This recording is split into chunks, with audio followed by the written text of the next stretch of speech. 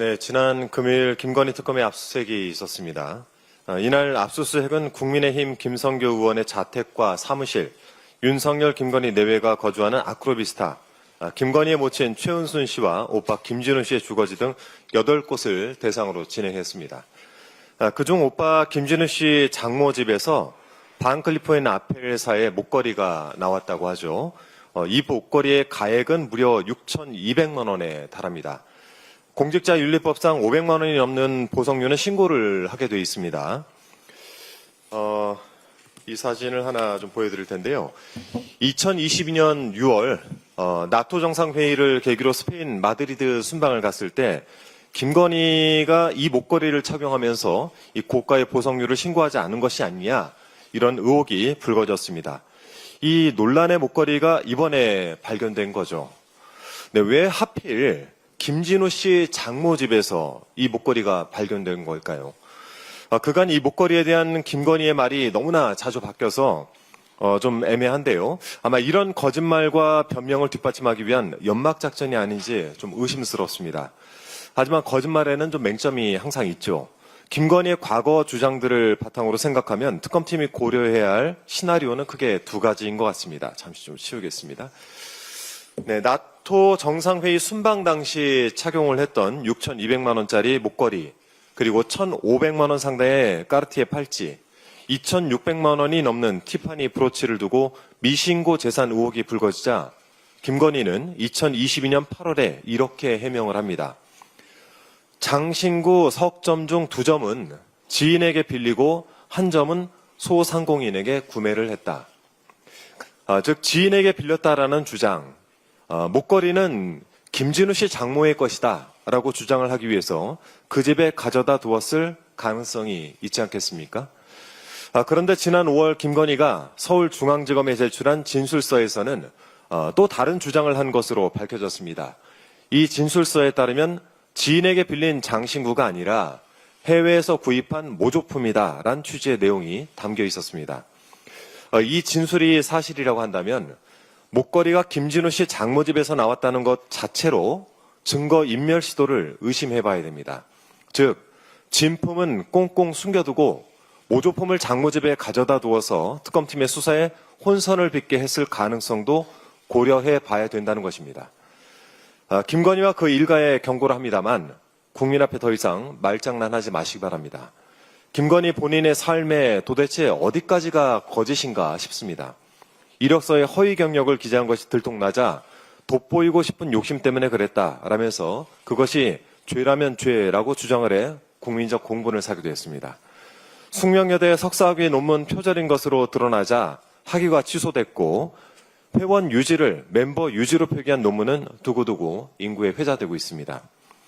윤석열이 구약 성경을 다 외운다라면서 두둔했던 김건희는 신부님이나 목사님이 아닌 천공스승과 건진법사, 미륵보살 명태균, 점집을 운영한 노성원을 곁에 두었고 본인 스스로 도사들과 대화하는 것을 좋아한다라고 말하기도 했습니다. 김건희의 이름과 호칭, 외모, 직업에 등의 세간의 풍문이 파다하지만 굳이 구체적으로 언급은 하지 않겠습니다. 자, 이쯤 되면 상습적으로 거짓말을 하다 스스로 믿어버리게 되는 리플리 증후군도 매우 중증인 것 같습니다. 이 끝없는 거짓말로 국민을 농락한 김건희, 그 민낯을 특검 수사를 통해서 명명백백히 밝혀내야 되겠습니다. 반클리포인 아펠 목걸이를 지인에게 빌렸다라고 해명했던 김건희는 물론이고 그 실무를 맡았던 대통령실 관계자 전원을 수사선상에 올려서 엄정하게 수사하기를 촉구합니다. 이 특검 수사를 방해하려 했던 저희나 또 정황이 발견된다면 업무방해 혐의까지 더해서 무겁게 그 죄를 물어야 되겠습니다. 끝으로 한 가지 더 말씀드리겠습니다. 이준숙 방송통신위원장에 대한 이야기 안 드릴 수가 없는데요. 어제 이준숙 위원장이 SNS에 장문의 글을 올렸습니다. 그 제목이 휴가 유감입니다. 제가 최고위에서 사의 표명하고 좋아하는 휴가 길게 가라라고 발언했던 내용을 정성스럽게 캡처를 해서 함께 올려두었던데 뭐 해보자는 거죠. 이준숙 위원장은 아직까지 자신이 왜 국민적 질타를 받는지 주제 파악이 안 되는 것 같습니다. 이 SNS 글에 직장 생활을 40년 가까이 했지만 휴가 신청에 반려된 것은 난생 처음이다라면서 자신은 휴가를 신청했을 뿐이지 휴가 간 게 아니다라는 취지로 항변을 했던데 제가 같은 회사에서 휴가 신청을 15년간 해본 입장에서 그런 넋 빠진 소리 처음 들어봅니다. 자괴감이 듭니다. 지금 본인이 직장 생활하고 있습니까? 만일 직장인이 이랬다면 징계나 잘렸겠죠. 폭우란 재난 상황이 벌어지는 바로 그 순간에 휴가 계획을 짜고 있었던 방송통신위원장을 본 적도 없습니다. 본인이 재난방송 컨트롤 타워라는 것도 깜빡했겠죠. 저는 방송국에서 근무하면서 수많은 재난 현장을 다녔는데 그 기억을 상기해보면 휴가고 뭐고 생각할 틈이 없습니다. 지금 이준석 위원장에게 직무태만에 책임을 물어도 모자랄 판인데 어디서 유감을 운운하고 있습니까? 자신이 이라크 전쟁을 취재했다라고 한다는 그 대의 명분 때문에 바그다드로 진입했다면서 대의를 위해 목숨을 걸었던 전력 있는 사람들만 나에게 돌을 던지라라고 말했죠.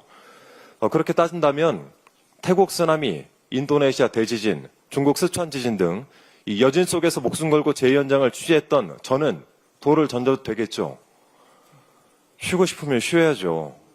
그래서 지난 25일 오후 3시 30분 조퇴하겠다라고 한 이진숙 위원장의 휴가 신청은 대통령실이 수리하지 않았습니까? 합당한 휴가 신청은 허가하는 게 당연한 일인데 조퇴한 일은 쏙 빼놓고 굳이 휴가 유감이란 글을 올려서 스스로 긁어 부스럼 만들며 이런 내용으로 정치행위라는 것 지탄받아야 마땅합니다. 아울러 그제 MBC 자회사인 IMBC 주식과 삼성전자 주식 관련 백지 신탁 의무 위반으로 공직자윤리위원회에 회부되었던데 소유한 주식이 직무 관련성이 없다라고 인정받기 전에는 관련 직무를 해서는 안 된다라고 되어 있는데 MBC와 삼성전자 관련 심의 의결을 했더군요. 방통위에 본인 혼자여서 중요한 안건들을 심의 의결하지 못한다라고 내용도 써놨던데 이딴 식으로 일을 하니까 그 중요한 안건 심의 의결을 하지 말라는 것입니다. 공직보다 정치행위에 관심이 많나 본데 좀 스스로 부끄러움을 좀 아십시오. 이제 당신에게 논평하는 시간조차 아깝습니다. 이상입니다.